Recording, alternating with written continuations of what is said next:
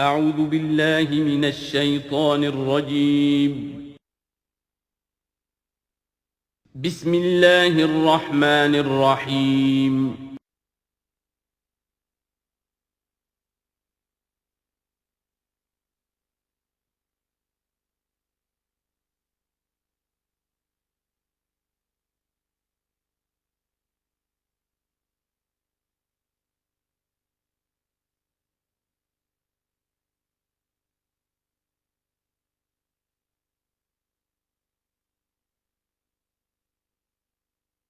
اعوذ باللہ من الشیطان الرجیم بسم اللہ الرحمن الرحیم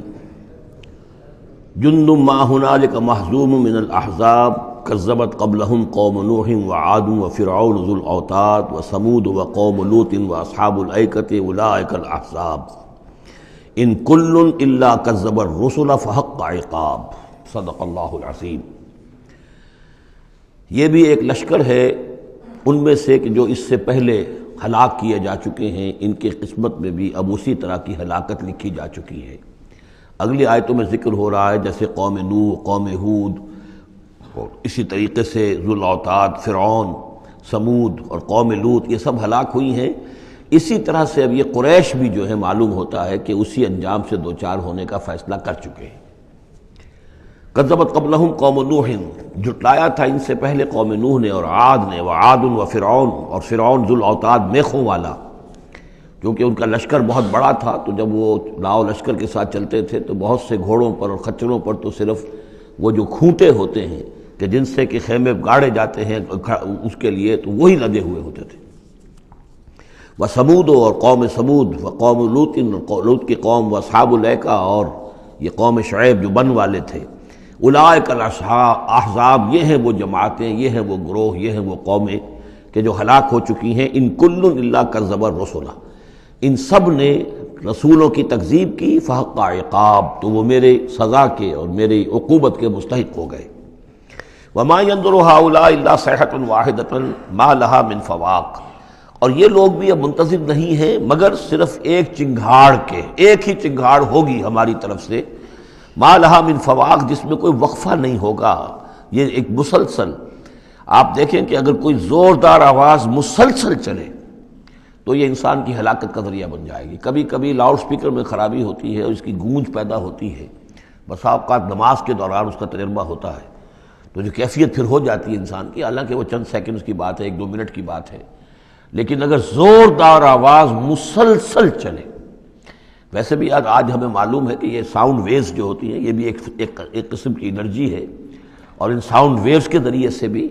یہ سارے کا سارا جو نظام ہے درم برم ہو سکتا ہے۔ یہ اگر اتنی زوردار ویوز ہوں تو ان سب کو توڑ پھوڑ کر رکھ دیں گے جو کہ مادی یہ اس وقت عالم ہے۔ تو ان وما ينظر هؤلاء، مطلب اللہ تعالیٰ کو کوئی اور بہت بڑا کوئی کام کرنے کی ضرورت نہیں ہوتی قوموں کو ہلاک کرنے کے لیے، ایک چنگھاڑ، وما ينظر هؤلاء الا صيحة واحدة ما لها من فواق، لیکن وہ رکے گی نہیں، بیچ میں دم نہیں لے گی، مسلسل۔ وقالوا ربنا عجل لنا قطنا قبل يوم الحساب، اور وہ کہہ رہے ہیں، اور یہ وہ استہزان کہا کرتے تھے کہ پروردگار یہ جو محمد کہہ رہا ہے صلی اللہ علیہ وسلم کہ ہمارا کوئی حساب کتاب ہونا ہے، تو جو ہماری بیلنس شیٹ ہے وہ ہمیں ابھی دے دے، یوم الحساب سے پہلے ہمیں تو ابھی وہ ہمارا بتا دے کہ کیا ہماری بیلنس شیٹ ہے۔ قطنا، چٹھی ہماری، پچھلے زمانے میں جو چٹھے بنتے تھے، کاروبار کا سالانہ چٹھا بنتا ہے کہ یہ آمد، یہ خرچ اور یہ بچت۔ ربنا عجل لنا، جلدی دے دے ہمیں، لنا قطنا، ہماری چٹھی، ہمارا کریڈٹ اور ڈیبٹ بیلنس جو ہے، بیلنس شیٹ دے دے، قبل یوم الحساب، اس یوم الحساب سے پہلے۔ اصبر علی ما یقولون، اے محمد صلی اللہ علیہ وسلم آپ صبر کیجئے جو کچھ یہ کہہ رہے ہیں۔ واذکر عبدنا داود، اور آپ تو ذرا تذکرہ کیجئے داود کا، ہمارے بندے داود کا، ذل اید، جو بڑی قوت والا تھا، انہ اواب، اور ساتھ ہی وہ بہت ہی رجوع کرنے والا تھا اللہ کی جناب میں۔ انا سخرنا الجبال معه، ہم نے تو اس کے ساتھ پہاڑوں کو مسخر کر دیا تھا، یسبحن بالعشی والاشراق، جو اس کے ساتھ ہی تسبیح کرتے تھے اس کی آواز میں آواز ملا کر، شام کو بھی اور صبح کے وقت بھی۔ والطیر معشورا، اور پرندے بھی کہ جو جمع کر دیے جاتے تھے، یہ ان کے ساتھ مل کر حمد کے ترانے الاپتے تھے۔ کل لہ اواب، یہ سب کے سب اللہ کی طرف رجوع کرتے تھے، یا یہ کہ یہ سب کے سب رجوع کرتے تھے حضرت داؤد کی طرف، اور پھر داؤد جو ہے وہ گویا کہ ان سب کے ساتھ اللہ کی جناب رجوع کرتے تھے۔ وشددنا ملکہ وآتیناہ الحکمۃ وفصل الخطاب، اور ہم نے اس کی جو حکومت تھی اسے خوب مضبوط کیا تھا، اور ہم نے اسے حکمت عطا کی تھی اور فصل الخطاب بھی عطا کیا تھا، یعنی فیصلہ کن بات کہنے کی صلاحیت، ایسی بات کہی جائے جس سے کہ لوگ سب مطمئن ہو جائیں کہ ہاں یہ بات ٹھیک ہے، فیصلہ کن بات ہو، دو ٹوک ہو، اور یہ کہ سب کے لیے موجب اطمینان ہو۔ وَهَلْ أَتَاكَ نَبَأُ الْخَصْمِ، اب یہ جو 3-4 واقعات اس صورت میں آ رہے ہیں یہ مشکلات القرآن میں سے ہیں۔ اس کی وجہ یہ ہے کہ یہ ہیں واقعات، لیکن ان کی یہاں پہ صرف اشارے کنائے میں قرآن نے تذکرہ کیا ہے۔ ان کی تفصیل کے لیے اگر ہم رجوع کرتے ہیں تورات کی طرف تو وہاں ہمیں کچھ قصے ایسے ملتے ہیں کہ جو انبیاء کی شان سے پوری طرح مطابقت نہیں رکھتے، لہذا ایک بہت ہی یوں سمجھیے کہ ایک ہمارے لیے شش و پنج کا مسئلہ ہے کہ مفسرین واقعہ تو اس طرح کا ہے، معلوم ہوتا ہے کہ کہیں کوئی خطا ہوئی ہے اور ہو جاتا ہے، آخر نبی اور رسول جو ہے وہ بھی سب اللہ کے بندے تھے، اور اللہ تعالیٰ کی طرف سے خصوصی حفاظت ان کی ہوتی تھی، وہ معصوم ہوتے تھے بئی معنی، یہ نہیں کہ ان کے اندر کوئی غلطی کا رجحان ہی کبھی پیدا نہیں ہو سکتا تھا، وہ تو اگر یہ رجحان ہی پیدا نہ ہوتا تو فرشتے ہوتے، پھر وہ انسان نہ رہتے، جب تک وہ انسان تھے تو اس رجحان کے پیدا ہونے کی نفی ہم نہیں کر سکتے، لیکن یہ کہ اللہ انہیں بچا لیتا تھا، روک لیتا تھا۔ تو وقت کے اوپر بچا لینا، روک لینا، جیسے حضور کے بارے میں آتا ہے کہ آپ اپنی وہ نوجوانی کے دور میں حضور فرماتے کہ 2 مرتبہ میں نے ارادہ کیا کہ وہ جو میلے ہوتے تھے جہاں پر کچھ وہ قصے کہانیاں ہوتی تھیں، وہاں پر فوش گوئی بھی ہوتی تھی، شاعر جو ہیں وہ ایسے ایسے اپنے قصیدے سناتے تھے، اپنے معاشقوں کی تفاصیل بیان کرتے تھے، تو 2 مرتبہ حضور کہتے ہیں میں نے ارادہ کیا کہ میں بھی ان میں جاؤں، دیکھوں کیا ہوتا ہے، وہاں پہ میں بھی شریک ہوں، لیکن دونوں مرتبہ یہ ہوا کہ فاصلے پر ہوتا ہوگا، ظاہر بات ہے کہ عین مکے میں تو نہیں تھا وہ، تو جیسے عکاس کا بازار جو ہے وہ ذرا فاصلے پر لگتا تھا، تو راستے ہی میں کہیں تھوڑی دیر آرام کرنے کے لیے بیٹھے ہیں اور نیند آ گئی ہے، ساری رات سوتے رہے، صبح آنکھ کھلی ہے، تو اللہ تعالیٰ نے بچا لیا کہ وہاں جانے کی شکل ہی پیدا نہیں ہوئی، حالانکہ ابھی نبوت آپ کو، ویسے تو نبی پیدائشی نبی ہوتے ہیں، نبوت تو حضور فرماتے ہیں کہ مجھے مل چکی تھی جبکہ ابھی آدم کی روح جو ہے وہ ان کے جسد میں پھونکی نہیں گئی تھی، وَالْآدَمُ بَيْنَ الروح والجسد، تو عالم ارواح میں بھی نبی کی روح جو ہے وہ تو اپنی اسی امتیازی شان کے ساتھ تھی، لیکن یہ کہ نبوت کا ظہور ہوا ہے جب آپ کی عمر 40 برس کی ہوئی ہے، لیکن اس سے پہلے بھی بچپن میں بھی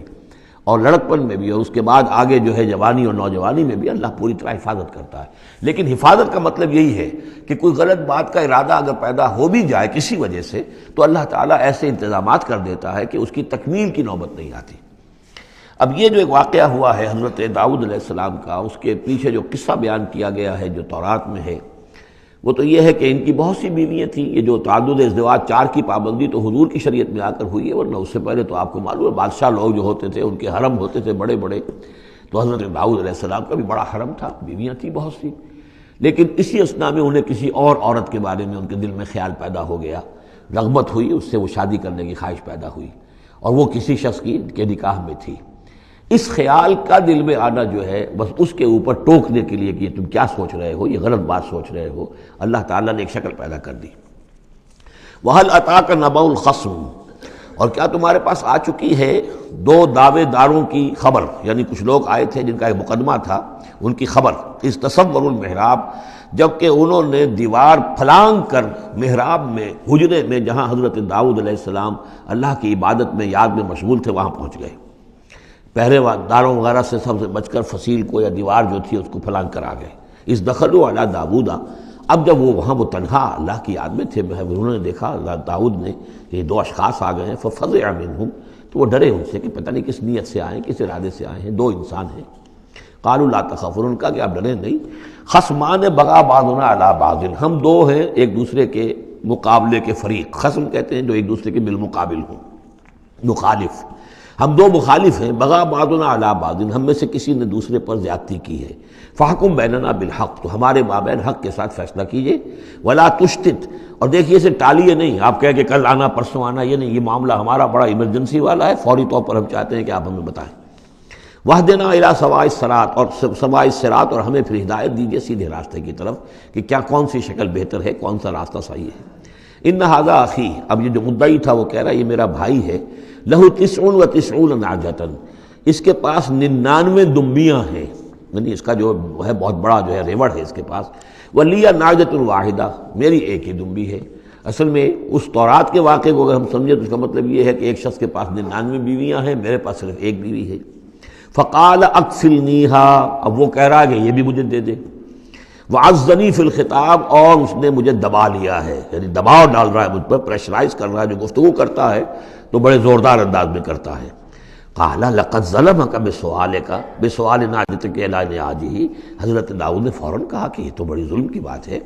واقعتاً اس نے بہت ظلم کیا تمہارے اوپر کہ تمہاری دمبی جو ہے، اب اس پر بھی اس کی نظر ہے اور وہ اس کو چاہتا ہے تم سے لے لے اور اپنی دمبیوں میں اس کو بھی شامل کر لے ریوڑ میں۔ وَإِنَّ كَثِيرًا مِنَ الْخُلَطَاءِ لَيَبْغِي بَعْضُهُمْ عَلَى بَعْضٍ، اور یقیناً جن لوگوں کا معاملہ مشترک ہوتا ہے، قریبی رشتہ دار ہوتے ہیں، قرابت دار ہوتے ہیں، جس کو پنجابی میں شریکہ کہتے ہیں، یہ شریکے والوں میں ہوتا ہی ہے کہ ایک دوسرے پر کوئی زیادتی کر بیٹھتے ہیں۔ وَإِنَّ الْخُلَطَاءَ كَثِيرًا مِنَ الْخُلَطَاءِ لَيَبْغِي بَعْضُهُمْ عَلَى بَعْضٍ، کوئی ایک دوسرے پر زیادتی کر بیٹھتے ہیں۔ إِلَّا الَّذِينَ آمَنُوا وَعَمِلُوا الصَّالِحَاتِ، سوائے ان کے کہ جو صاحب ایمان ہوں اور نیک عمل والے ہوں۔ وَقَلِيلٌ مَّا هُمْ، اور ایسے لوگ بہرحال کم ہوتے ہیں، زیادہ تعداد میں نہیں ہوتے۔ وَظَنَّ داؤد أَنَّمَا فَتَنَّاهُ، اس پر اچانک خیال آیا داؤد کو کہ یہ تو اصل میں سارا معاملہ جو ہے اللہ تعالیٰ نے مجھے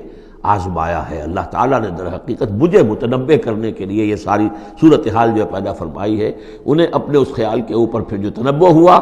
فاستغفر ربہ، تو انہوں نے استغفار کیا اپنے رب سے، وخر راکعا واناب، اور وہ گر پڑے سجدے کے اندر، رکوع کہہ دیجئے، سجدہ کہہ لیجئے، راکعا گر پڑا جھک کر، اور رجوع ہوا، اس نے اللہ تعالیٰ کی طرف اپنے آپ کو پوری طریقے سے متوجہ کر لیا۔ یہ آیت سجدہ ہے۔ یہ جو بھی اسرائیلی روایت اس سلسلے میں آئی ہے، اس کے ضمن میں حضرت عبداللہ ابن عباس رضی اللہ تعالیٰ عنہ کا ایک اثر بھی موجود ہے اسی نوعیت کا، یعنی ان کا قول بھی موجود ہے۔ اب یہ نہیں کہا جا سکتا کہ وہ مرفوع انہوں نے سنا ہو حضور سے، یا یہ کہ وہ صرف جو ہے روایت انہوں نے یہود سے سنی ہو اور اسی کو بیان کر دیا ہو، واللہ عالم۔ لیکن میں یہ سمجھتا ہوں کہ یہ چیز جیسے کہ ہم پڑھ چکے ہیں اس سے پہلے سورہ احزاب میں، حضور سے کہا گیا کہ اب آپ مزید شادی نہیں کریں گے، وَلَوْ أَعْجَبَكَ حُسْنُهُنَّ، وہاں پر بھی کوئی پردہ تو نہیں ڈالا گیا۔ ہو سکتا ہے کہ کوئی خاتون جو ہے آپ کی طبیعت میں آمادگی پیدا ہو جائے کہ آپ اس سے نکاح کریں، لیکن اب آپ خواہ وہ آپ کو پسند بھی آ جائیں، لیکن آپ اب نکاح نہیں کریں گے۔ تو یہ جو انسانی تقاضے ہیں، ظاہر بات ہے کہ انبیاء کا معاملہ جو ہے، جیسے کہ میں نے عرض کیا، بشریت تو ان کے ساتھ ہوتی ہے اور بشری تقاضے بھی ہوتے ہیں، لیکن نبی معصوم ہوتا ہے اس معنی میں کہ ان کا اس طرح کا کوئی اگر خیال ہو بھی جائے تو اس کی تکمیل اللہ نہیں ہونے دیتا، حفاظت کر لیتا ہے، اسی کا نام ہے عصمت انبیاء۔ فغفرنا لہ ذلک، تو ہم نے وہ جو بھی معاملہ تھا ہم نے معاف کر دیا اسے۔ وَإِنَّ لَهُ عِندَنَا لَزُلْفَىٰ، اور وَحُسْنَ مآب، اور یقیناً ہمارے پاس داؤد کے لیے بہت اونچا مرتبہ ہے اور بہت اچھا ٹھکانہ ہے، جہاں وہ جب لوٹ کر آئے گا تو بہت اعلیٰ مقام ہم عطا کریں گے۔ یا داؤد انا جعلناک خلیفۃ فی الارض، ہم نے کہا کہ اے داؤد ہم نے تمہیں زمین میں خلیفہ بنایا ہے، تمہیں حاکم بنایا ہے۔ فاحکم بین الناس بالحق، تو لوگوں میں جو فیصلے کرو معاملات کے حق کے ساتھ کرو، ولا تتبع الہویٰ، اور دیکھو اپنی خواہش کی پیروی نہ کرو، فیضلک عن سبیل اللہ، اگر اپنی خواہش کی پیروی کرو گے پھر تو وہ تمہیں لازماً گمراہ کر دے گی، بھٹکا دے گی اللہ کے راستے سے۔ ان الذین یضلون عن سبیل اللہ لہم عذاب شدید، یقیناً وہ لوگ جو بہک جاتے ہیں یا بھٹک جاتے ہیں اللہ کے راستے سے، ان کے لیے تو بڑا سخت عذاب ہے۔ بما نسوا یوم الحساب، یہ بھٹکنا ہوتا اسی لیے ہے کہ انہیں آخرت یاد نہیں رہتی، بسبب اس کے کہ وہ بھول جاتے ہیں حساب کے دن کو۔ وہ یوم آخر اگر یاد رہے، آخرت کی زندگی کا یقین رہے، تو پھر انسان جو ہے سیدھا رہتا ہے۔ وما خلقنا السماء والارض وما بینہما باطلا، اور ہم نے جو کچھ کے آسمانوں میں ہے اور زمین میں ہے اور جو کچھ ان کے مابین ہے اسے بیکار پیدا نہیں کیا۔ اب یہ وہی لفظ آ گیا ہے دوبارہ جو سورہ آل عمران میں تھا، ربنا ما خلقت ھذا باطلا سبحانک فقنا عذاب النار۔ اس کے علاوہ سورہ مومنون میں آ چکا ہے، افحسبتم انما خلقناکم عبثا وانکم الینا لا ترجعون۔ تو یہ عبث اور بیکار کام کرنا اللہ کی شان سے بہت ہی سمجھیے کہ بعید ہے۔ ذالک ظن الذین کفروا، یہ گمان تو ان لوگوں کا ہے جنہوں نے کفر کیا ہے۔ فویل للذین کفروا من النار، تو ہلاکت اور بربادی اور تباہی ہے ان کافروں کے لیے آگ کی۔ ام نجعل الذین آمنوا وعملوا الصالحات کالمفسدین فی الارض، ذرا یہ سوچیں کیا ہم ان لوگوں کو جو ایمان لائے اور جنہوں نے نیک عمل کیے بنا دیں گے ویسا جیسا کہ وہ لوگ ہیں کہ جنہوں نے زمین میں فساد مچایا؟ یعنی یہ سوچو کہ دنیا میں کچھ لوگ ہیں نیکوکار ہیں، بھلائی کے کام کر رہے ہیں، کچھ ہیں بدماش ہیں، شریر ہیں، بد امنی پیدا کرتے ہیں، لوٹ مار کرتے ہیں، لوگوں پر ظلم کرتے ہیں، تو اگر آخرت نہ ہو تو پھر تو بڑا ظلم ہو گیا۔ یہ نیکوکار تو گھاٹے میں رہ گئے، بدماش عیش میں رہے، جن کے لیے کوئی اسکروپلز نہیں ہے، کوئی اصول نہیں ہے، ان کے لیے نہ دیانت ہے نہ امانت ہے، کچھ نہیں ہے، جہاں داؤ لگ جائے، جہاں ہاتھ پڑ جائے وہ حاصل کرنے کے لیے تیار ہے، اپنی تمام خواہشات کی جو ہے وہ تکمیل کرنے کے لیے ہر دم جو ہے وہ تیار ہیں، دیکھتے نہیں جائز ہے کہ ناجائز ہے، تو وہ تو پھر نفع میں رہے۔ اگر کوئی آخرت نہیں ہے تو پھر نفع میں وہ رہے، گھاٹے میں یہ رہے۔ جو بیچارے بچ بچ کر چلتے ہیں، کسی کا دل نہ میں دکھا دوں، کسی کا حق نہ مار لوں، کسی پر زیادتی نہ کر بیٹھوں، میں حلال کھاؤں، جائز کھاؤں، محنت سے اور سچ بولوں، جھوٹ نہ بولوں، وہ تو پھر گھاٹے میں رہیں گے۔ آخرت ہونا لازمی ہے، اس کا تو مطلب یہ ہے کہ پھر دنیا بیکار پیدا ہوئی۔ اگر آخرت نہیں ہے تو پھر انسانی زندگی کا، خصوصاً انسان میں جو اخلاقی حص ہم نے پیدا کی ہے، یہی تو ہے جو حیوان میں اور انسان کے درمیان بہت بڑا فرق ہے۔ ان کی جبلت ہے صرف، باقی کوئی اخلاقی حص ان کے اندر نہیں، لیکن انسان کے اندر تو اخلاقی حص ہے، جبلت بھی ہے اور اخلاقی حص بھی ہے۔ تو اس اخلاقی حص کا نتیجہ کیا نکلا؟ الٹا نکل رہا ہے، تو نتیجتاً دلغوش ہونا چاہیے۔ ام نجعل الذین آمنوا وعملوا الصالحات کالمفسدین فی الارض ام نجعل المتقین کالفجار، کیا ہم اپنے متقی بندوں کو برابر کر دیں گے ان فاجروں اور فاسقوں کی؟ کتاب انزلناہ الیک مبارک، یہ کتاب ہے قرآن جو اے نبی ہم نے آپ پر نازل کی ہے، مبارک، بہت بابرکت ہے۔ یہ برکت کے لفظ کو یہاں سمجھ لیجئے، برکہ عربی زبان میں کہتے ہیں کسی شے میں سے اس کے خیر کو نکالنے والی شے، وہ برکت ہے۔ کوئی شے پوٹینشلی آپ میں ہے لیکن یہ کہ وہ ڈورمنٹ پڑی ہوئی ہے،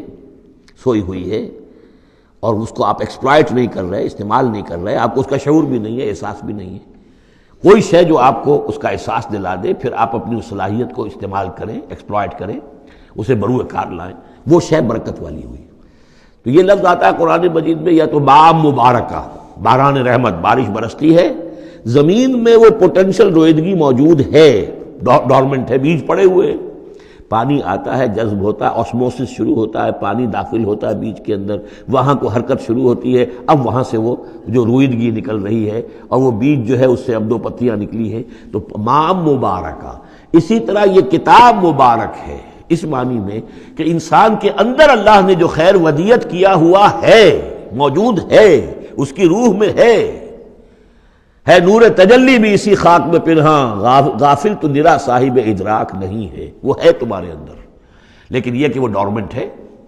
اس کو نکال کر برآمد کرنا، اس کو سامنے لانا، اس نیکی کو بروئے کار لانا، اس روح کی اور روحانیت جو ہے اس کی نشو و نما، اس کا پروان چڑھنا، یہ اس کتاب کا نتیجہ ہے۔ تو یہ کتاب مبارک ہے، کتاب انزلناہ الیک مبارک لیدبروا آیاتہ ولیتذکر اولو الالباب، یہ مبارک ہے، بابرکت ہے، تاکہ وہ تدبر کریں اس کی آیات پر، اور تاکہ جو ہوش مند لوگ ہیں وہ اس سے سبق حاصل کریں۔ وَوَهَبْنَا لِدَاوُودَ سلیمان، اور ہم نے داؤد کو سلیمان جیسا بیٹا عطا کیا، نعم العبد، بہت ہی اچھا بندہ تھا ہمارا، انہ اواب، اور یقیناً وہ بھی ہماری طرف رجوع کرتا رہتا تھا، ہماری طرف ہی رجوع رہتا تھا، توجہ رکھتا تھا، دھیان ہمارے ساتھ لگائے رکھتا تھا۔ اذ ورد علیہ بالعشی الصافنات الجیاد، جب یہ کہ شام کے وقت ان کے سامنے پیش کیے گئے، یعنی جیسے انہوں نے پہلے ہم پڑھ چکے ہیں کہ انہوں نے اپنی فوجوں کی انسپیکشن کی تھی، تو وہ فوجیں کہ جو انسانوں کی بھی تھیں، جنوں کی بھی تھی، یوزعون، ان کی ریجیمنٹس بنائی گئی تھیں، بٹالینز بنائی گئی تھیں، اس میں پرندے بھی تھے۔ اسی طریقے سے اب جو گھوڑے رکھے ہوئے تھے جہاد کے لیے، ظاہر بات ہے کہ گھوڑے، کیولری جو ہے وہ تو زمانے میں اصل شے تھی، تو اس کو انہوں نے جو شام کے وقت انسپیکشن پریڈ کوئی ہوئی گھوڑوں کی، تو وَإِذْ عُرِضَ عَلَيْهِ بِالْعَشِيِّ الصَّافِنَاتُ الْجِيَادُ، بہت ہی عمدہ، بہت اعلیٰ نسل والے، بہت عمدہ جو گھوڑے تھے، ان کو اس کے سامنے پیش کیے گئے، معائنہ کر رہے تھے حضرت سلیمان۔ فَقَالَ إِنِّي أَحْبَبْتُ حُبَّ الْخَيْرِ عَنْ ذِكْرِ رَبِّي، ہوا یہ کہ اس میں کچھ دیر ہو گئی، شام کا وقت تھا اور سورج جو ہے وہ غروب ہو گیا، عصر کی نماز ان کی قضا ہو گئی، جیسے کہ حضور کی عصر کی ایک نماز قضا ہوئی تھی غزوہ احزاب میں، اور اس پر حضور نے لعنت فرمائی تھی پھر کفار پر کہ ان کی وجہ سے ہماری آج عصر کی نماز، اور خاص طور پر جس کو صلاۃ الوسطیٰ عام طور پر چونکہ گمان ہے، وہ آج ہماری قضا ہو گئی، تو عصر کی نماز ان کی قضا ہو گئی۔ تو انہوں نے کہا کہ مجھے یہ جو حب الخیر، یہ خیر ہے نا، یہ گھوڑے جو ہیں یہ خیر ہے، دولت ہے، ایک آدمی کی بہت اچھی جو ہے پونجی ہے، اس کی محبت نے، انی احببت حب الخیر عن ذکر ربی، میں اس کی محبت میں اتنا مصروف ہو گیا، اتنا مشغول ہو گیا کہ اپنے رب کا ذکر جو ہے وہ بھول گیا، حتیٰ توارت بالحجاب، حتیٰ توارت الشمس بالحجاب، یہاں گویا کہ سورج کا لفظ محذوف ہے، یہاں تک کہ سورج جو ہے وہ تو چھپ گیا، اوٹ میں آ گیا۔ ردوہا علیہ، تو اس میں انہوں نے کہا کہ ذرا واپس لاؤ ان گھوڑوں کو۔ فطفق مسحا بالسوق والاعناق، تو اب وہ لگا تلوار مارنے ان کی گردنوں پر اور ان کے پیروں پر۔ اس کو سمجھنا چاہیے کہ غلبہ حال میں یہ کیفیت ہوئی۔ اس کی بھی تعویل کرنے کی بہت کوشش کی گئی کہ نہیں وہ تو پوچھنے کے لیے ان کی گردن گویا کہ اور ان کو چوم چاٹ رہے ہیں، تو انہوں نے جو ہاتھ چلائے تھے ان کی گردن اور جو ان کے پاؤں، جیسے کہ آدمی جب یعنی بہت ہی گھوڑا بہت اعلیٰ نسل کا ہو تو آپ ہاتھ پھیرتے ہیں اس کے اوپر، تو اس سے ایک اپنائیت کا سا احساس اس کے اندر بھی پیدا ہوتا ہے۔ تو یہ جو نہیں، یہ بات نہیں ہے، بات سیدھی وہی ہے کہ جو یعنی خام خواہ اس میں ضرورت نہیں ہے، جیسے کہ غلبہ حال کسی وقت ہو جاتا ہے، خام خواہ تعویل کی کیا ضرورت ہے۔ جیسے حضرت عمر کا معاملہ ہو گیا تھا کہ غزوہ احد میں تلوار پھینک کر بیٹھ گئے، جب محمد ہی قتل ہو گئے صلی اللہ علیہ وسلم، تو اب اور کس کے لیے لڑنا ہے؟ حالانکہ لڑنا تو اللہ کے لیے تھا، محمد کے لیے تو نہیں لڑنا تھا، لیکن ایک جو طبیعت ہوتی ہے ایک وقت میں احساسات اور جذبات کا ایسا غلبہ ہو جاتا ہے۔ وہی غلبہ ان پر ہوا ہے حضور کے انتقال کے وقت، وہ بھی تلوار کھینچ کے بیٹھ گئے تھے کہ جو شخص کہے گا کہ محمد کا انتقال ہو گیا گردن اڑا دوں گا۔ وہ تو پھر حضرت ابو بکر آئے ہیں، انہوں نے پھر آ کے خطبہ دیا ہے، اور خطبے میں وہ آیت بھی پڑھی ہے وما محمد الا رسول قد خلت من قبلہ الرسل افإن مات أو قتل انقلبتم على أعقابكم، اور ساتھ ہی پھر انہوں نے یہ خطبہ دیا کہ من کان یعبد محمدا فإن محمدا قد مات ومن کان یعبد اللہ فإن اللہ حی لا يموت۔ کوئی شخص اگر محمد کو پوجتا تھا، محمد کی عبادت کرتا تھا، تو وہ سن لے محمد کا انتقال ہو گیا، اور جو کوئی اللہ کو پوجتا تھا اور اللہ کی بندگی کرتا تھا اس کو جان لینا چاہیے اللہ پر کبھی موت واقع نہیں ہوگی، وہ زندہ رہنے والا ہے۔ تو یہ غلبہ حال کی ایک کیفیت ہے کہ اسی کیفیت میں کہ میری یہ نماز جو ہے یہ چھوٹ گئی ہے۔ بہرحال یہ دونوں میں نے آپ کے سامنے رکھ دیے ہیں۔ وَلَقَدْ فَتَنَّا سُلَيْمَانَ وَأَلْقَيْنَا عَلَىٰ كُرْسِيِّهِ جَسَدًا ثُمَّ أَنَابَ۔ اس معاملے میں تو ایک جو ہے یعنی مرفوع حدیث موجود ہے جس کا کہ اب ذکر ہو رہا ہے یہاں پر، حضرت سلیمان سے ایک اور بھی ایک موقع پر اسی طریقے کا کہ خطا کہہ دیجئے، جیسے کہ خطا حضور سے ہو گئی تھی، سورہ کہف میں ہم پڑھ چکے ہیں کہ جب سوال کیا گیا بتائیے کون ہیں اصحاب کہف، کون تھے، ان کا واقعہ کیا ہے، اور وہ ذوالقرنین کون، آپ کہتے ٹھیک ہے میں کل بتا دوں گا، اس لیے کہ روزانہ حضرت جبرائیل آتے تھے، میں پوچھ لوں گا اور مجھے جواب مل جائے گا، میں تمہیں دے دوں گا۔ لیکن کئی دن تک حضرت جبرائیل نہیں آئے۔ اب پھر دیکھیے کہ آپ کی جان جو ہے وہ ضیق میں آ گئی کہ نہیں آ گئی، لوگوں نے تالیاں پیٹ دی، بس چھٹی گم ہو گئی، کہاں ہے اب تمہاری وہ وحی اور کہاں تمہارے پاس وہ ذریعہ علم۔ اس کے بعد پھر وحی نازل ہوئی تو ساتھ ہی وہ آیت بھی سورہ کہف میں نازل ہوئی وَلَا تَقُولَنَّ لِشَيْءٍ إِنِّي فَاعِلٌ ذَلِكَ غَدًا إِلَّا أَن يَشَاءَ اللَّهُ۔ آئندہ کبھی اے نبی کسی بھی کام کے بارے میں کبھی ہرگز یہ نہ کہیے گا یہ کام میں کل کر دوں گا مگر اس استثناء کے ساتھ اگر اللہ نے چاہا، انشاءاللہ، اگر انشاءاللہ میرا ارادہ ہے انشاءاللہ میں یہ کام کر دوں گا، انشاءاللہ کے بغیر۔ ہم لوگ جو کہتے رہتے ہیں تو ہماری کوئی حیثیت نہیں ہے کہ اس پر پکڑا جائے ہمیں، لیکن جو بڑے لوگ ہوتے ہیں، جو عظیم شخصیات ہوتی ہیں، تو ان کے لیے یہ معاملہ جو ہے وہ اتنا ہی سخت ہوتا ہے اللہ کا، پھر ان کی گرفت بھی ہوتی ہے تو چھوٹی چیز پر ہوتی ہے، بڑے لوگوں کی چھوٹی چیز پر بھی بڑی سخت گرفت ہوتی ہے، یہ قاعدہ قانون ہے۔ تو اسی طرح کا معاملہ انشاءاللہ ہی کہنے کا معاملہ ہو گیا ہے کہ جو بھول گئے یا کسی وجہ سے حضرت سلیمان کا اصل میں ان کا کوئی معاملہ ہوا، اپنے کچھ سپہ سالاروں سے ناراض ہوئے ان سے، اور انہوں نے سمجھا کہ شاید تم یہ سمجھتے ہو کہ میری جو طاقت اور حکومت ہے وہ تمہارے ہی بل پر قائم ہے، میں آج اپنی تمام ازواج کے پاس جاؤں گا اور ان سب سے میں صحبت کروں گا اور سب سے جو ہے وہ اولاد ہوگی، اور میرے اتنے جو ہیں وہ جوان ہاتھ پھر پیدا ہو جائیں گے تاکہ یہ کہ میں تمہارا شاید اتنا پھر میں دست نگر نہ رہوں۔ اس طرح سے انہوں نے کچھ کہا اور ساری اس ایک رات میں اپنی تمام بیویوں کے ساتھ انہوں نے صحبت کی، لیکن یہ کسی بیوی کو حمل نہیں ہوا، ایک کو ہوا تو اس کا بھی کوئی بچہ جو ہے ادھورا سا، وہ 7 ماسہ ہوگا 6 ماسہ ہوگا، وہ پیدا ہوا، دائی نے لا کر ان کے تخت پر رکھ دیا، اور شاید اس کا چرچا بھی ہو گیا تھا کہ انہوں نے یہ بات کہی تھی، تو اب پورے گویا کے درباریوں میں بھی اس کی شہرت تھی کہ دیکھیں اب کیا ہوتا ہے ان کے ساتھ، تو اس معاملے میں انہیں کچھ سبکی اٹھانی پڑی، وہ ہے وہ واقعہ جو یہاں بیان ہو رہا ہے۔ وَلَقَدْ فَتَنَّا سُلَيْمَانَ، اور اسی طرح ہم نے فتنے میں ڈالا تھا سلیمان کو، وَأَلْقَيْنَا عَلَىٰ كُرْسِيِّهِ جَسَدًا ثُمَّ أَنَابَ، اور ہم نے اس کے تخت پر ایک ایسا جسد لا کر لوتھڑا سا ڈال دیا تھا، وہ دائی نے لا کر ڈالا کہ یہ وہ آپ کی جو تھی قسم، اس کا یہ نتیجہ ہے اللہ کی طرف سے۔ لیکن یہ کہ بہرحال انہوں نے اس پر بھی توبہ کی، بلکہ یہاں تک روایت میں آتا ہے کہ فرشتے نے یاد بھی دلانے کی کوشش کی انہیں کہ انشاءاللہ کہیے، لیکن کیا اس وقت کیا کیفیت تھی ان کی جذباتی کہ انہوں نے وہ بات نہیں کہی، اور اس پر پھر اللہ تعالیٰ نے گویا کہ تنبیہ کرنا ضروری سمجھا۔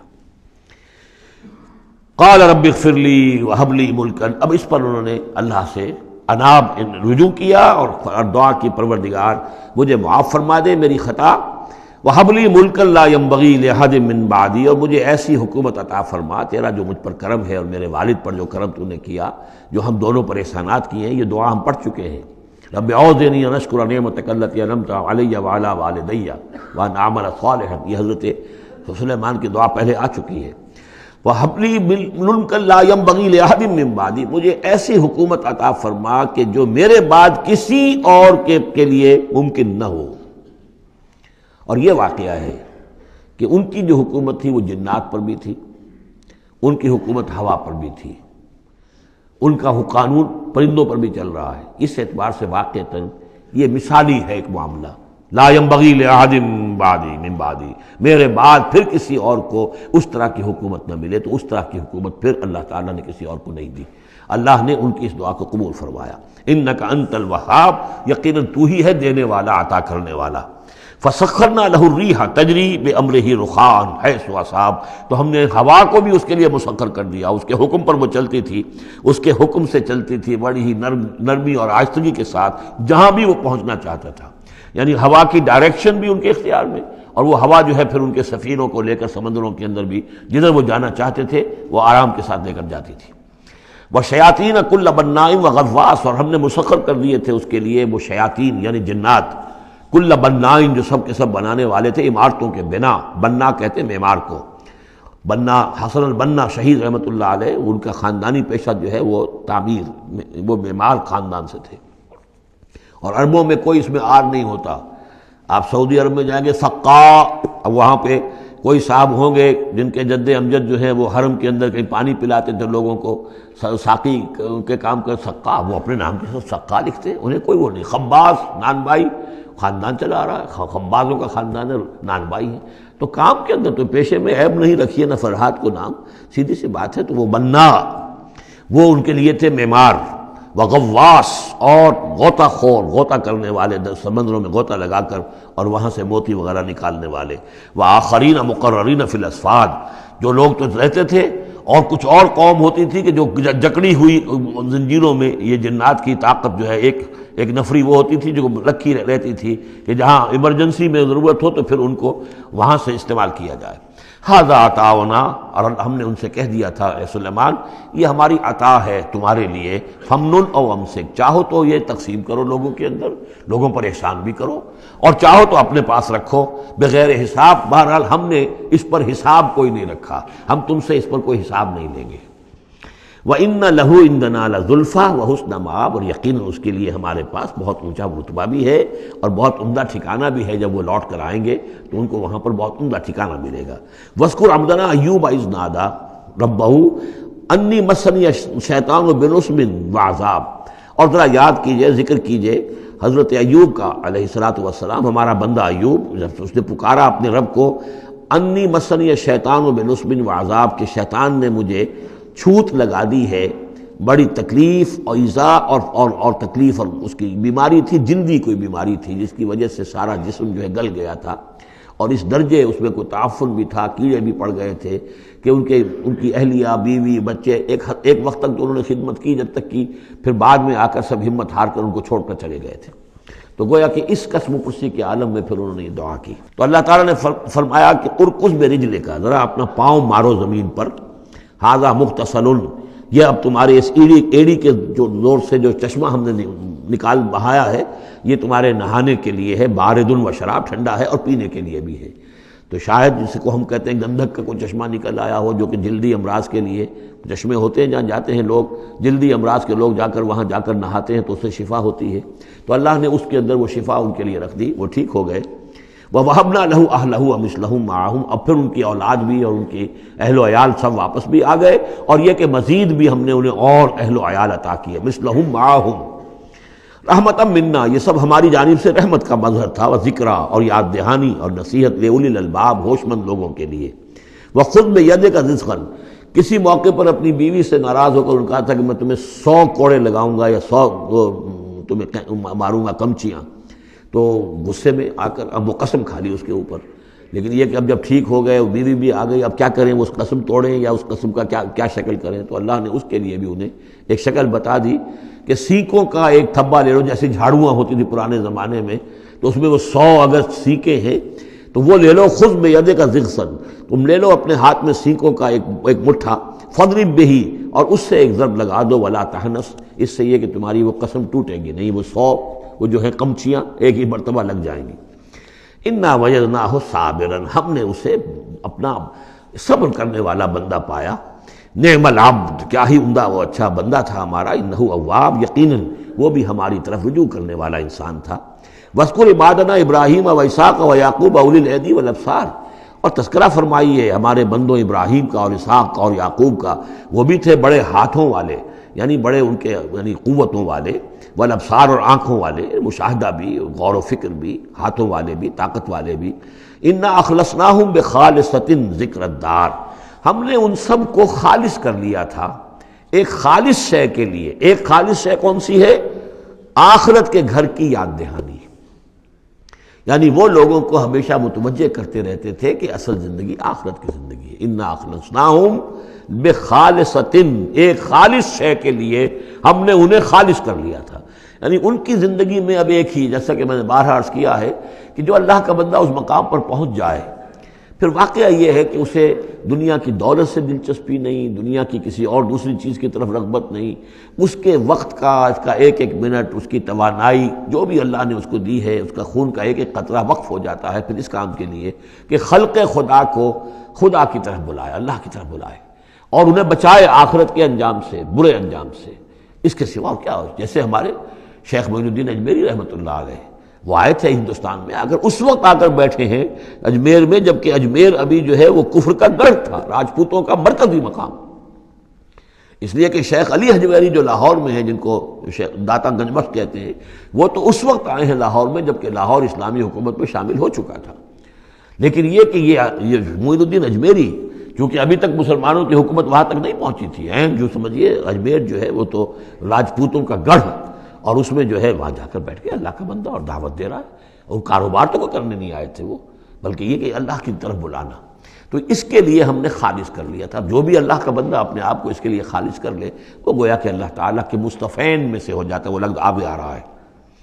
انا اخلصناہم بخالصۃ ذکر الدار وانہم اننا لمن المصطفین الاخیار، اور یقیناً وہ ہمارے ہاں، ہمارے نزدیک وہ بڑے چنے ہوئے لوگ ہیں، اچھے لوگوں میں سے، نیک لوگوں میں سے چنے ہوئے لوگ، چنیدہ لوگ. جو شخص اپنی زندگی کا ہدف اسی کو بنا لے، مقصد اسی کو بنا لے، جینا مرنا اسی کے لیے ہو جائے، تو ظاہر بات ہے کہ اللہ تعالیٰ کے یہاں پر اس کا اونچا مقام ہے.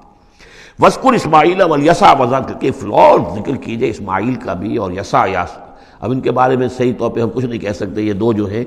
یسع اور ذوالکفل. ذوالکفل کے بارے میں تو میں عرض کر چکا ہوں کہ ایک گمان یہ ہے، اور مجھے اس سے اتفاق ہے کہ یہ گوتم بدھ کی طرف اشارہ ہے، وہ اللہ کے نبی تھے. ذوالکفل، پے یہاں فے سے بدل گیا ہے. کپل وستو کا شہزادہ،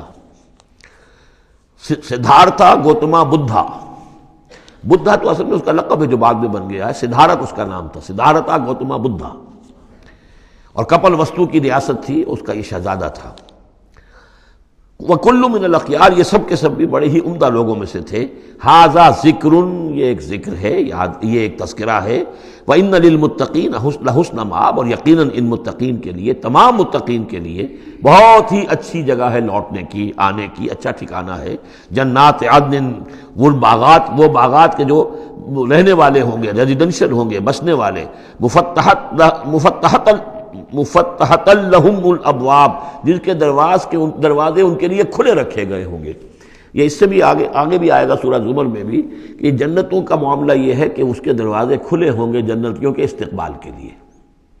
جیسے کہ مہمان کے لیے جب آپ کو ان کا استقبال کرنا ہو تو یہ تو نہیں کرتے دروازے بند کر کے بیٹھ جائیں کہ وہ آ کے دستک ہی دے گا تبھی کھولیں گے، اس کا تو انتظار ہو رہا ہوتا ہے، تو دروازے کھلے ہوتے ہیں. لیکن جہنم کے بارے میں یہ آتا ہے کہ جب مجرم پہنچ جائے گا، جیسے جیل کا دروازہ ہوتا ہے، جب وہاں پہنچ جائے گا پھر وہ دروازے کھولے جائیں گے. یہ مضمون جو ہے سائملٹینیس کنٹراسٹ کی شکل میں جو ہے وہ آئے گا سورہ زمر میں. ان کے لیے دروازے کھلے رکھے جائیں گے جنات عدن کے. متکئین فیہا یدعون فیہا بفاکہۃ، اور اس میں وہ ٹیک لگا کر بیٹھے ہوں گے اور وہ آرڈر دیں گے. یدعونا، آرڈر دیں گے، مانگیں گے، طلب کریں گے اس میں بفاکہۃ میوے بھی، کثیرۃ کثرت سے، و شراب اور مشروبات بھی، عمدہ سے عمدہ مشروبات۔ وعندہم قاصرات الطرف اتراب، اور ان کے پاس ہوں گی ایسی ان کی بیویاں کہ جو نیچی نگاہ والی ہوں گی اور ہم عمر ہوں گی۔ ھذا ما توعدون لیوم الحساب، یہ ہے جس کا تم سے وعدہ کیا جا رہا ہے حساب کے دن۔ ان ھذا لرزقنا ما لہ من نفاد، اور یہ ہوگا ہمارا رزق، ہمارا عطا کردہ دی ہوئی چیزیں اب یہ کبھی ختم نہیں ہوں گی۔ یہ نہ سمجھنا کہ یہ نعمتیں ختم ہو جائیں گی، یہ باقی رہیں گی ہمیشہ ہمیش۔ ھذا وان للطاغین لشر مآب، یہ تو ہے اہل جنت کا معاملہ، لیکن جو سرکش تھے، جو باغی تھے ہمارے، ان کے لیے ہے ایک برا لوٹنے کا مقام، بری جگہ، جہنم یصلونھا، جس میں وہ داخل ہوں گے، فبئس المہاد، اور وہ بہت ہی برا بچھونا ہوگا۔ ھذا فلیذوقوہ حمیم وغساق، اور کہہ دیا جائے گا یہ ہے اب وہ جس کا وعدہ تم سے کیا گیا تھا، فلیذوقوہ، اب وہ اس کو چکھیں۔ حمیم، جو کیا ہوگا وہاں، گرم پانی ہوگا، غساق، زخموں کا دھون، جو زخموں کو صاف کرتے ہیں جس پانی سے، پھر اس میں پیپ ہے یا کچھ اور چیزیں ہیں کہ جس سے انسان کی طبیعت ہبا کرتی ہے۔ وآخر من شکلہ ازواج، اور اسی طرح کی اور چیزیں بھی جو ان کو دی جائیں گی کھانے اور پینے کے لیے، وہ اسی طرح کی چیزیں ہوں گی، گھناؤنی اور بد ذائقہ۔ ھذا فوج مقتحم معکم، اب وہ جو جہنم میں جو لوگ پڑے ہوئے پہلے سے، جب ایک قوم آئی پھر دوسری آئی، جو نئی قوم آئے گی تو پہلے والے جو ہے وہ کہیں گے اب تو پہلے یہاں مصیبت میں ہیں، جگہ بھی یہاں نہیں ہے، تنگی ہے، حبس بھی ہے، یہ بھی ہے، اب یہ ایک اور چلی آ رہی ہے فوج۔ ھذا فوج مقتحم معکم، ایک اور فوج آ رہی ہے کہ جو تمہارے اوپر دھسی چلی آ رہی ہے۔ لا مرحبا بہم، ان کے لیے کوئی کشادگی نہ ہو، کوئی مرحبا نہیں ان کے لیے۔ مرحبا یہ ان کے کہنے کا ایک وہ تھا، گریٹنگ کا، مرحبا مرحبا، یعنی آئیے آئیے، آپ کے لیے کشادگی ہے، ہر جگہ آپ کے لیے یہاں سہولت ہے۔ وہ کہیں گے لا مرحبا بہم، اب یہ نئے آنے والوں کے لیے یہ جو نئی انسٹالمنٹ آ رہی ہے جہنمیوں کی، یہاں کوئی ان کے لیے جگہ نہیں۔ انہم صالوا النار، یہ ہیں گھسے آنے والے آگ میں۔ قالوا بل انتم، وہ آنے والے کہیں گے نہیں تم، لا مرحبا بکم، تمہارے لیے نہ ہو کوئی کشادگی، تمہارے لیے کوئی مرحبا نہ ہو۔ انتم قدمتموہ لنا فبئس القرار، یہ تو تم لوگ ہو جنہوں نے یہ سارا سامان ہمارے لیے فراہم کیا ہے، تم ہم سے پہلی نسل ہو، تم نے وہ سارے جو ہے غلط طور طریقے ایجاد کیے تھے، تم نے وہ عقائد جو ہے وہ ہمیں سکھائے تھے، ہم تو تمہارے کرتوتوں کی وجہ سے، تمہاری پیروی کرنے کی وجہ سے یہاں تمہارے اس جہنم میں آئے ہیں۔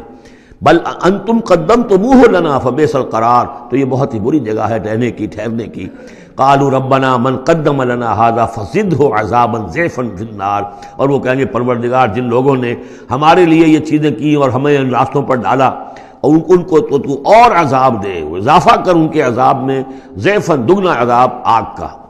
وقالوا ما لنا لا نرى رجالا كنا نعدهم من الاشرار، وہ کہیں گے یہ کیا بات ہے، ہم یہاں آپ لوگوں کے ساتھ کچھ لوگ تھے جنہیں ہم سمجھتے تھے بڑے گھٹیا لوگ، ان کی کوئی حیثیت نہیں تھی، کمی کاری لوگ تھے، وہ محمد پر ایمان لے آئے تھے صلی اللہ علیہ وسلم، وہ ہم تو ان کو استہزائی کرتے رہے، وہ یہاں نظر نہیں آ رہے آپ کے پاس، ظاہر بات ہے وہ تو جنت میں گئے، وہ یہاں تھوڑا ہی ہوں گے۔ تو وما لنا لا نرى رجالا، اور کیا ہوا ہے کہ ہم نہیں دیکھ رہے ان لوگوں کو، وہ یہاں نظر نہیں آ رہے کہ جن کو ہم کنا نعدهم من الاشرار، جنہیں ہم برے لوگ سمجھتے تھے۔ اتخذناہم سخریا، کیا ہم نے ان کو صرف ایسے ہی جو ہے ایک یعنی ہنسی ٹھٹا بنا لیا تھا، ام زاغت عنہم الابصار، یا ہماری نگاہیں جو ہیں ان سے کج ہو گئی ہیں، دیکھ نہیں پا رہی ہیں، ہم انہیں دیکھ نہیں پا رہے، ہماری نگاہیں جو ہیں ان سے چوک رہی ہیں۔ ان ذالک لحق تخاصم اہل النار، تمہیں یقین رکھنا چاہیے کہ یہ سب کچھ جو ہم بیان کر رہے ہیں حق ہے، یہی جھگڑا اور یہی جو ہے ان جہنمیوں کے مابین یہی تکرار ہوگی۔ قل انما انا منذر، کہہ دیجئے نبی کہ میں تو بس ایک منذر ہوں، خبردار کرنے والا۔ وما من الہ الا اللہ الواحد القہار، نہیں ہے کوئی الہ معبود سوائے ایک اللہ کے جو الواحد ہے، اکیلا ہے اور قہار ہے، پوری طرح چھایا ہوا ہے۔ رب السماوات والارض وما بینہما العزیز الغفار، وہ آسمانوں اور زمین کا رب ہے، مالک ہے، اور جو کچھ ان کے مابین ہے اس کا بھی العزیز ہے، زبردست، اور الغفار ہے، بخشنے والا۔ قل هو نبأ عظیم، اے نبی کہہ دیجئے یہ ایک بہت بڑی خبر ہے جو محمد لے کر آئے ہیں صلی اللہ علیہ وسلم۔ یہ وہی لفظ ہے کہ جس سے آخری پارہ شروع ہوتا ہے، اما یتساءلون عن النبأ العظیم الذی هم فیہ مختلفون کلا سیعلمون ثم کلا سیعلمون۔ ھذا نبأ قل ھو نبأ عظیم انتم عنہ معرضون، اور تم اس سے اعراض کر رہے ہو، بہت بڑی خبر ہے تمہارے لیے یہ بہت ہی فیصلہ کن بات ہے، لیکن یہ کہ تم اعراض کر رہے ہو۔ ما کان لی من علم بالملأ الاعلی اذ یختصمون، اور مجھے کچھ معلوم نہیں ہے کہ ملأ اعلیٰ میں کیا اختلافات ہو رہے ہیں۔ یہ لفظ نوٹ کر لیجئے، اس کا ذکر سورہ زمر میں بھی آئے گا کہ فرشتوں کی آراء بھی مختلف ہوتی ہیں، اور وہ بھی کسی کی رائے ہوگی کہ اب عذاب بھیج دیا جانا چاہیے، کوئی سوچتا ہوگا کہ نہیں ابھی اور تاخیر ہونی چاہیے، تو اس طرح سے آپس میں کچھ گفتگو کرتے ہیں۔ ہوتا وہ جو آخری فیصلہ اللہ کرتا ہے، لیکن ظاہر بات ہے کہ وہ بھی عاقل ہستیاں ہیں، تو ان کا بھی ان کے ہاں جو ہے وہ کوئی آراء ہوتی ہیں، تو آراء کے اندر کبھی کبھی اختلاف بھی ہو جاتا ہے۔ ما کان لی من علم بالملأ الاعلیٰ، میرے پاس کوئی علم نہیں ہے ملأ اعلیٰ میں فرشتے جو ہیں وہ کس کس چیز میں اختلاف کر رہے ہیں۔ اذ یوحیٰ الی ان یوحیٰ الی الا انما انا نذیر مبین، مجھے تو بس یہ میری طرف وحی کیا گیا ہے کہ میں ہوں صرف واضح طور پر خبردار کر دینے والا۔ اذ قال ربک للملائکۃ انی خالق بشرا من طین، اب مصحف میں یہ آخری اور 7ویں مرتبہ یہ قصہ ابلیس و آدم آ رہا ہے، 7th time and the last time۔ جب کہا تھا آپ کے رب نے فرشتوں سے کہ میں بنانے والا ہوں ایک بشر من طین، ایک انسان بنانے والا ہوں مٹی سے،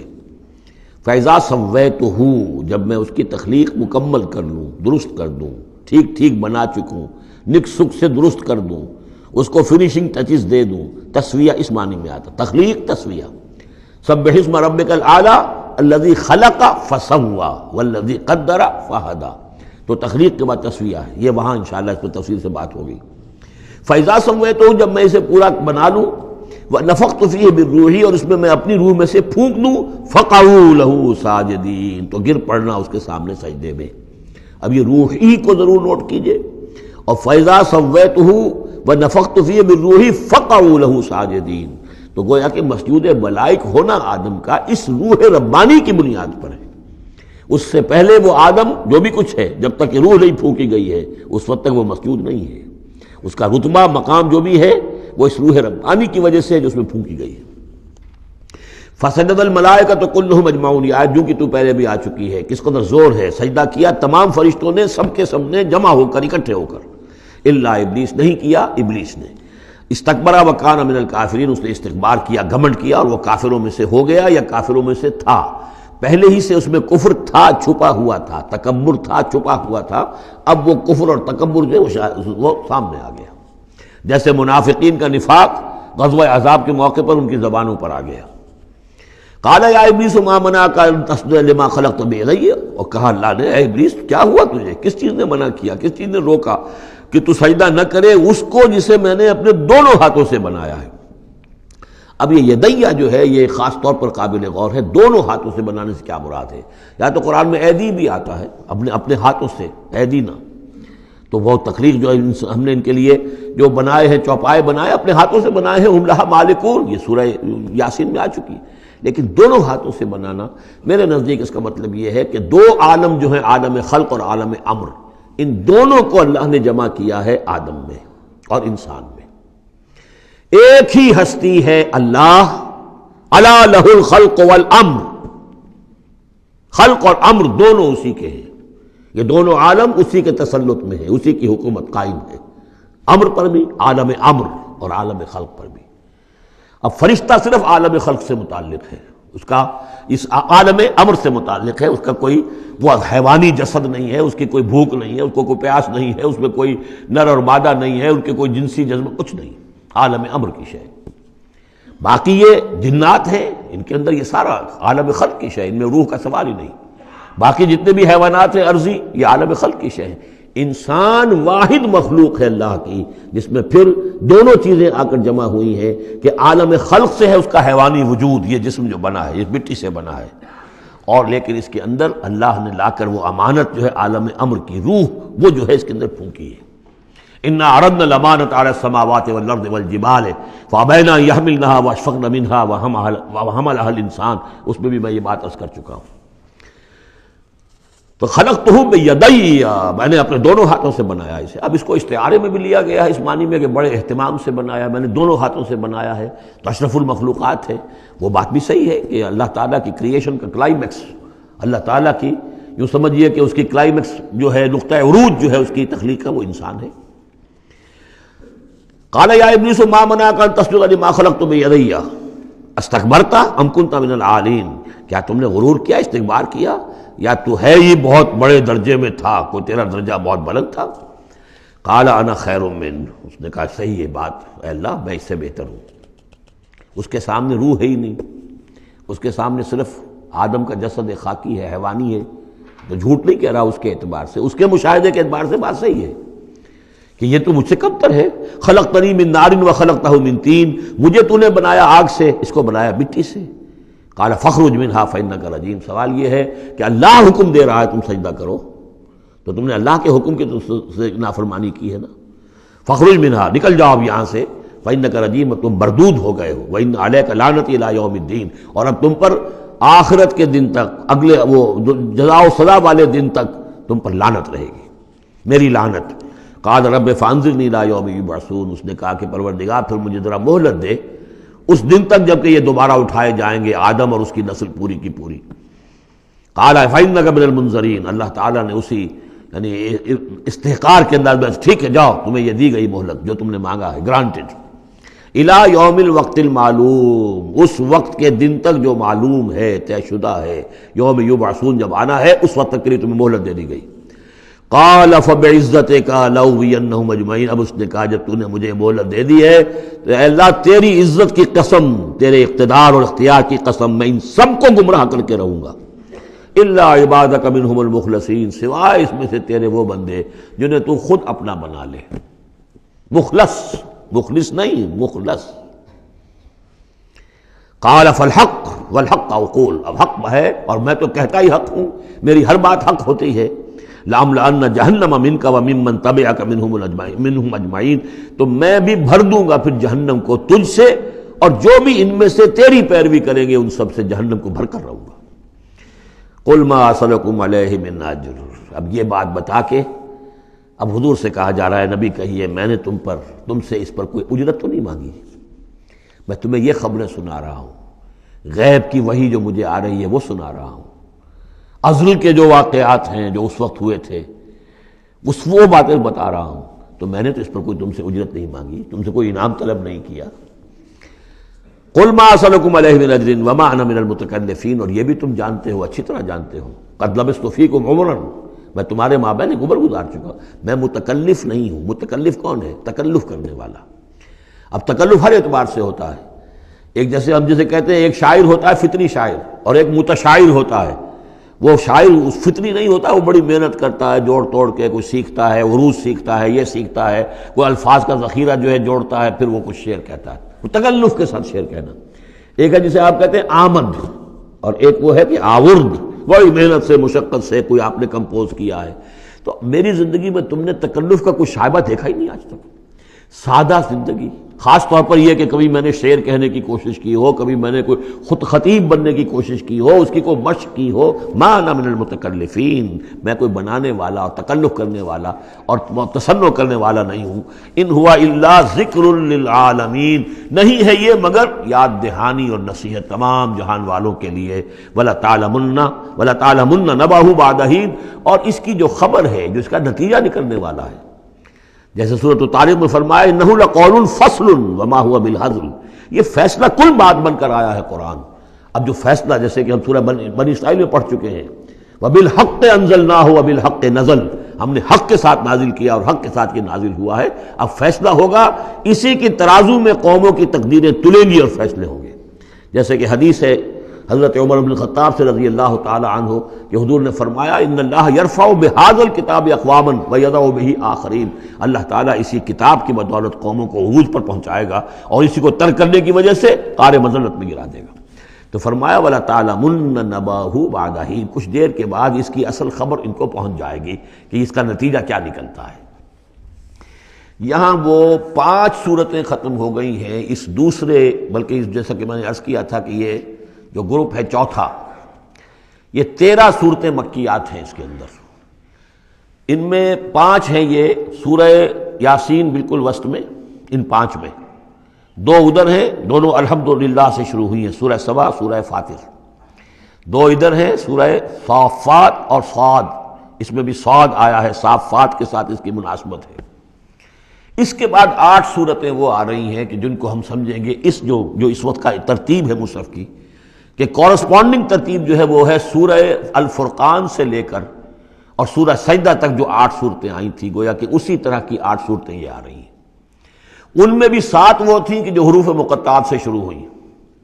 4 الف لام میم سے، 2 طاسین میم سے، 1 طاسین سے، البتہ ایک وہ تھی جو بغیر حروف مقطعات کے شروع ہوئی ہے، سورۃ الفرقان۔ یہاں بھی یہ ایک سورت جو شروع ہو رہی ہے سورہ زمر، یہ بغیر حروف مقطعات کے ہے، باقی 7 صورتیں جو ہیں حامیم حامیم حامیم حامیم، ان میں سے ایک جو ہے وہ حامیم عین سین قاف، لیکن حامیم کا سلسلہ چلے گا۔ یہ 7 صورتیں در حقیقت ایک سیکوینس میں ہیں، اور لیکن یہ بھی ہے معنوی طور پر یہ بھی اسی میں شامل ہے۔ اور ان میں سے اب یہ سمجھ لیجئے کہ جو پہلی 4 صورتیں ہیں ان کا مرکزی مضمون ہے توحید عملی۔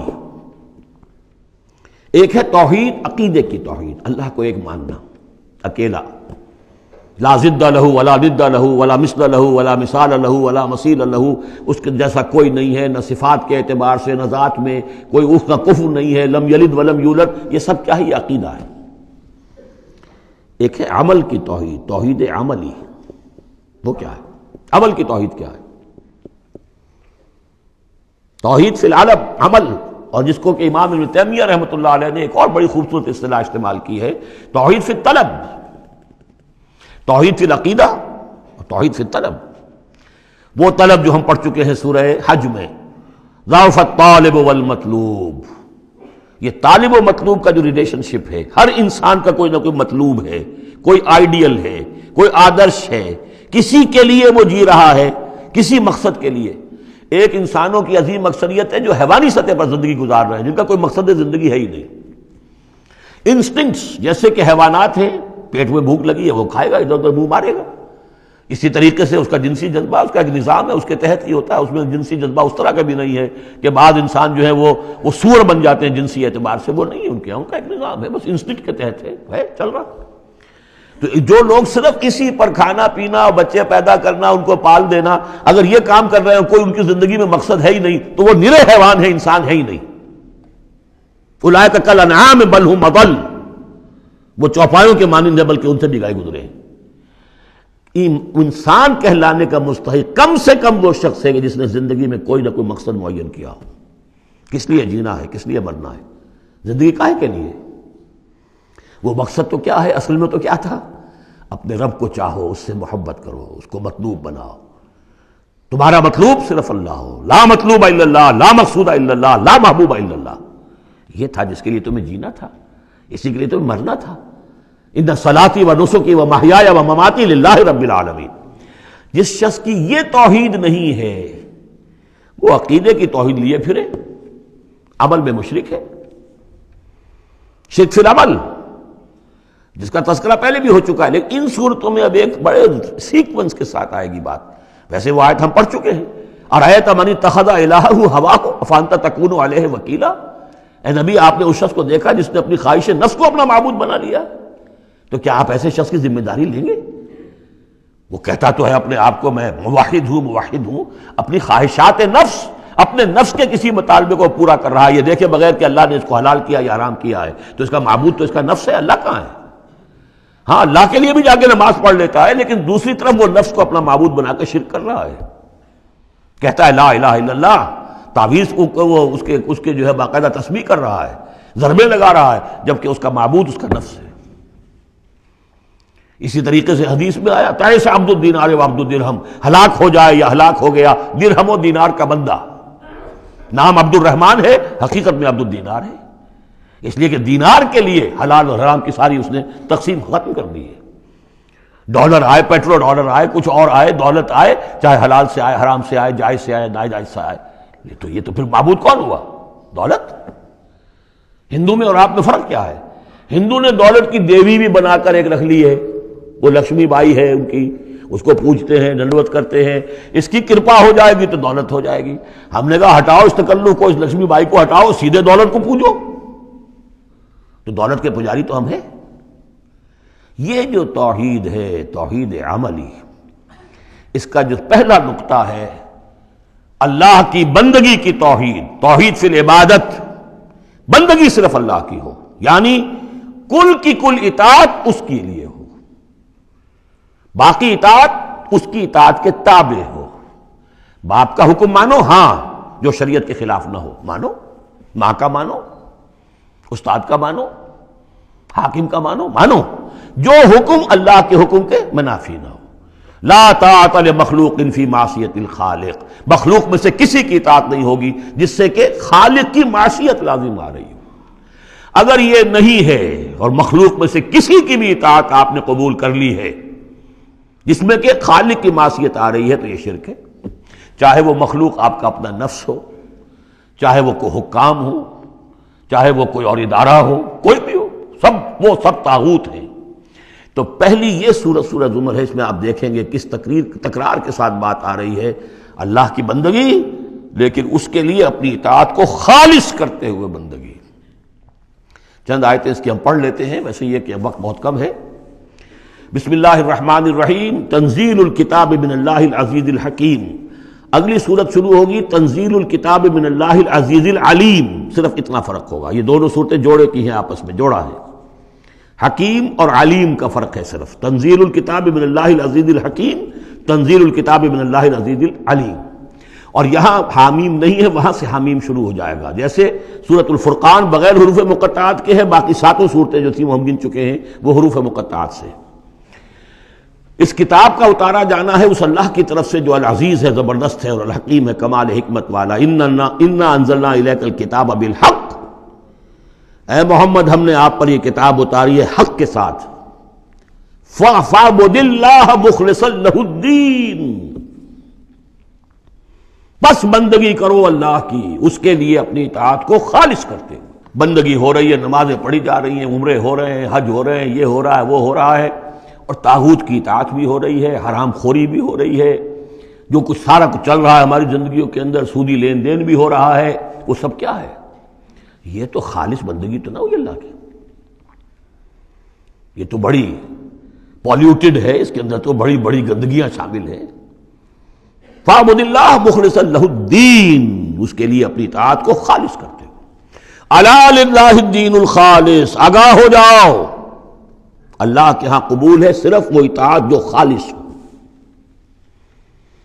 کچھ آدھی اللہ کی آدھی کسی اور کی، دفع کرو، وہ آدھی یہ بھی اسی کو دے دو۔ اللہ بہت غیور ہے، وہ قبول نہیں کرتا۔ میرا بننا ہے تو پورے میرے بنو، یا ایھا الذین آمنوا ادخلوا فی السلم کافہ، اسلام میں داخل ہونا پورے کے پورے آنا پڑے گا۔ اور اگر تم نے یہ کیا، افتؤمنون ببعض الکتاب وتکفرون ببعض، ہماری کتاب کے ایک حصوں کو مانا، ہماری شریعت کے بعض احکام کو مانا اور بعض کو ٹھکرا دیا، پاؤں تلے رون دیا۔ فما جزاء من يفعل ذلك منكم الا خزي في الحیاۃ الدنیا ویوم القیامۃ یردون الی اشد العذاب۔ تو جو لوگ یہ طرز عمل اختیار کریں گے ان کی سزا اس کے سوا کچھ نہیں کہ دنیا کی زندگی میں ذلیل و خوار کر دیے جائیں اور قیامت کے دن شدید ترین عذاب میں جھونک دیے جائیں۔ تو دنیا کی رسوائی تو ہمارے سامنے، ہمارے ماتھے پر لکھی ہوئی ہے۔ 150 کروڑ یا 130 کروڑ دنیا میں ہوتے ہوئے عزت نام کی کوئی شے ہمارے پاس نہیں۔ جو بھی بین الاقوامی معاملات ہیں ان میں کوئی ہم سے کوئی رائے لیتا ہی نہیں۔ الا للہ الدین الخالص، آگاہ ہو جاؤ کہ اللہ کے ہاں مقبول اگر ہوگا تو دین خالص۔ والذین اتخذوا من دونہ اولیاء، اور وہ لوگ جنہوں نے اللہ کے سوا کچھ اور کو اولیاء بنایا ہوا ہے، ما نعبدہم الا لیقربونا الی اللہ زلفی، اور کہتے ہیں ہم نہیں ان کو نہیں پوجتے، ہم تو اصل میں اللہ ہی کو پوجتے ہیں، ان کو صرف اس لیے پوجتے ہیں کہ یہ ہمیں اللہ سے قریب کر دیں گے، یہ وسیلے ہیں، ان کے ذریعے سے ہم اللہ کے قریب ہو جائیں گے، اس لیے پوجتے ہیں۔ ان اللہ یحکم بینہم فیما ہم فیہ یختلفون، یقیناً اللہ تعالیٰ فیصلہ کر دے گا ان کے مابین ان تمام چیزوں میں جن میں یہ اختلاف کر رہے ہیں۔ ان اللہ لا یہدی من ہوا کاذب کفار، اللہ تعالیٰ ہرگز ہدایت نہیں دیتا ان کو جو جھوٹے ہوں اور ناشکرے ہوں، کفار۔ لو اراد اللہ ان یتخذ ولدا لاصطفى مما يخلق ما یشاء سبحانہ، اگر اللہ کا واقعی ارادہ ہوتا کہ وہ کسی کو اولاد بنائے تو ٹھیک ہے، اپنے جو مخلوق ہے ان میں سے جس کو چاہتا چن لیتا، اس لیے کہ اس کے ہاں اولاد کا تو تصور نہیں ہے، اس کی اولاد کوئی ہے ہی نہیں، ایک خالق ہے، باقی سب مخلوق ہیں۔ تو فرشتے بھی مخلوق ہیں، تو اللہ کو ضرورت کیا پڑی ہے کسی کو اپنا بیٹا بنانے کی یا بیٹی بنانے کی؟ سبحانہ، وہ پاک ہے، هو اللہ الواحد القہار، وہ تو اللہ ہے، اکیلا ہے، قہار ہے، اور خود چھایا ہوا ہے کل کائنات کے اوپر، کل تخلیق، کل مخلوقات کے اوپر اس کی حکومت قائم ہے۔ بارک اللہ لی ولکم فی القرآن العظیم ونفعنی وإیاکم بالآیات والذکر الحکیم۔